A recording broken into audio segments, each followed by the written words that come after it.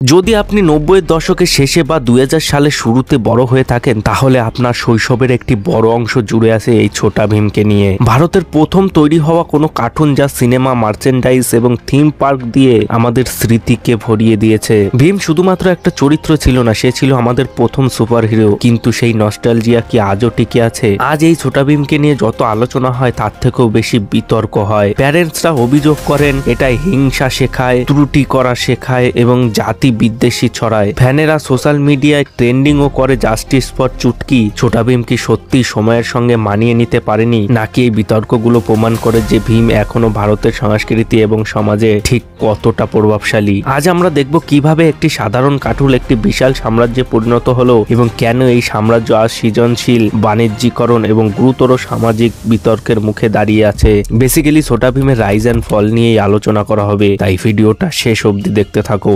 छोटा भीम की शादी किससे होगी? इंदुमती से कि चुटकी से?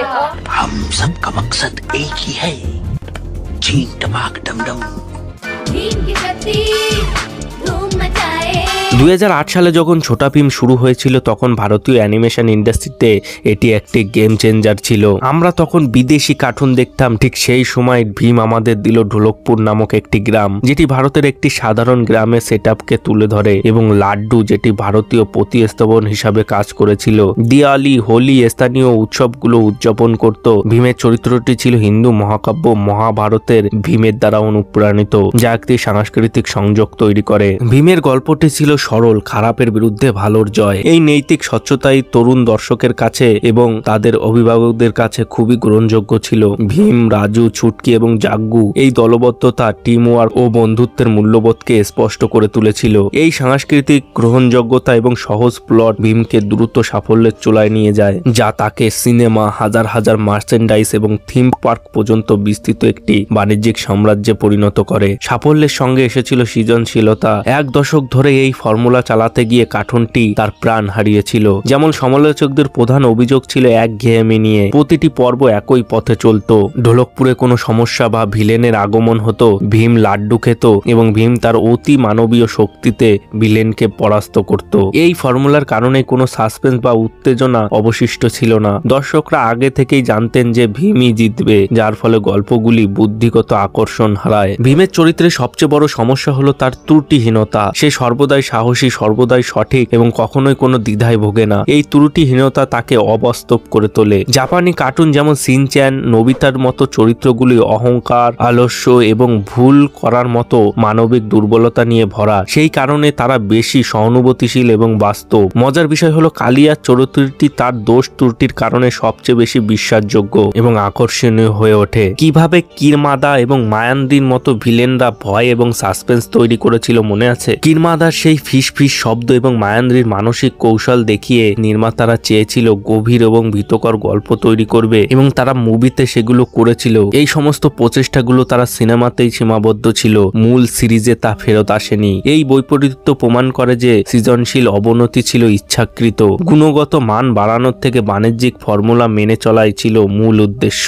সেই ক্যারেক্টারগুলোকে যদি সিনেমা ছাড়াও টিভিতেও আনা হতো তাহলেও কিন্তু এই সিরিজটা অনেকটাই পপুলারিটি গেইন করতে পারত। সৃজনশীল দুর্বলতা এক জিনিস, কিন্তু ছোটা ভীমের বিরুদ্ধে সবচেয়ে গুরুতর অভিযোগ ছিল সামাজিক বার্তা নিয়ে। সমালোচকরা বলেন ভীমের শক্তি নির্ভর সমাধান সহিংসতা এবং বুলিংকে স্বাভাবিক করে তোলে। ভীম প্রায়শই শারীরিক শক্তি ব্যবহার করে সমস্যার সমাধান করে, যা শিশুদের কাছে আলোচনা, সহমর্মিতা এবং কৌশলের মডেলকে ব্যর্থ করে। যেমন কোনো শিশুই ওই বয়সে অতটা শক্তিশালী হয়ে পারে না যারা এক লাফে উপরে উঠে শয়তানদেরকে মারে। এবং 2015 সালে এই বিষয়ে অনলাইন টিউশনও চালু করা হয়েছিল, যা অভিভাবকদের উদ্বেগের মাত্রা তুলে ধরেছিল। এবং এখানে একটি স্পর্শকাতর বিতর্কও ছিল, যেটি সমালোচকদের দেখিয়েছে যে শৈটি ত্বকের রঙের ভিত্তিতে নৈতিক নির্ধারণ করে। যেমন কালিয়া, এর অর্থ হলো ব্ল্যাকি, তাকে বোকা, লোভী এবং উপহাসের পাত্র হিসাবে দেখানো হয়। এটি বর্ণবাদ এবং নেতিবাচকের সঙ্গে কালো রঙের সংযোগকে শক্তিশালী করে। এবং যেমন ছুটকিকে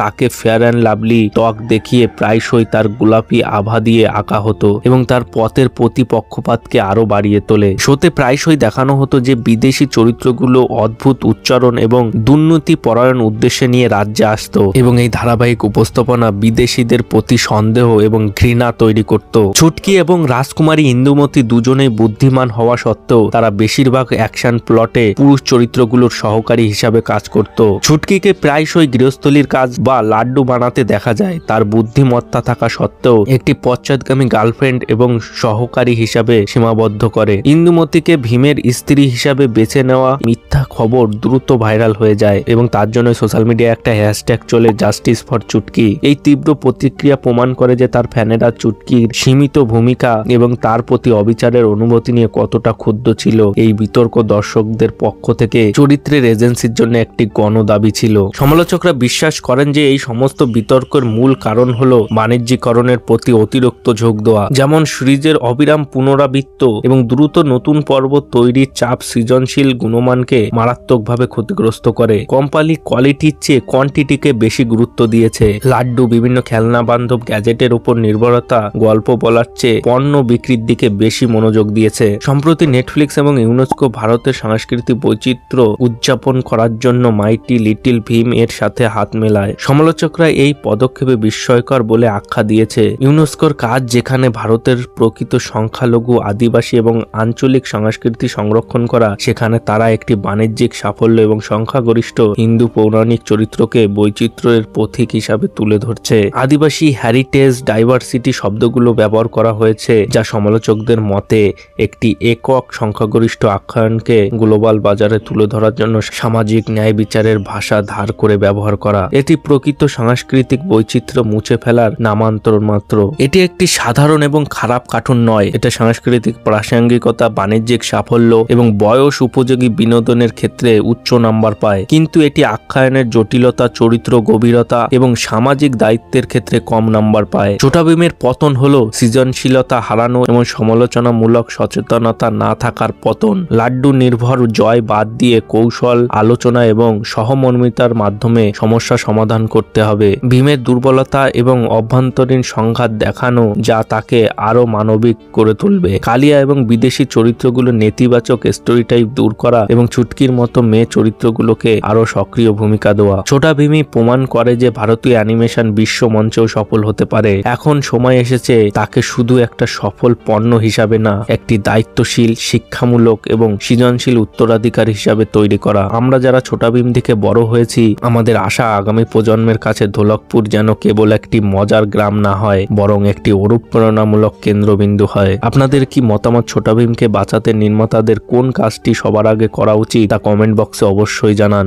তোমরা অনেকেই আমাকে কমেন্ট বক্সে জিজ্ঞাসা করো যে তুমি এই ভিডিওটা শুট করার জন্য কোন মাইক ইউজ করো, কোন লাইট ইউজ করো, কোন ট্রাইপড ইউজ করো। মানে আমার একটা শর্ট চ্যানেল আছে যেখানে আমি ফেস ক্যাম ভিডিও আপলোড করি এবং সেগুলোর জন্য তুমি কি কি জিনিসপত্র ইউজ করো। প্রথমত আমি অডিওর জন্য ইউজ করি বোয়া M1 মাইক, এই যে দেখছো এই মাইকটাই আমি ইউজ করি, এবং লাইট এবং ট্রাইপডের জন্য ইউজ করি এই দুটো জিনিস। এই ভিডিওগুলো করার জন্য আমি কি কি জিনিস ইউজ করি সমস্ত কিছুই আমার ডিসক্রিপশন বক্সে লিংক দিয়ে দেবো, তোমরা গিয়ে কিন্তু বাই করতে পারো। তো ব্যাস বন্ধুরা, আজকে এই পর্যন্ত। ভিডিওটা একটু ভালো লেগে থাকলে একটা লাইক করে দিও, চ্যানেলে নতুন হলে সাবস্ক্রাইব করে নোটিফিকেশন অল করে দিও, যাতে ভিডিও আপলোড করলে সবার আগে পৌঁছে যায় তোমাদের কাছে। দেখা হচ্ছে পরের এক নতুন ভিডিওতে।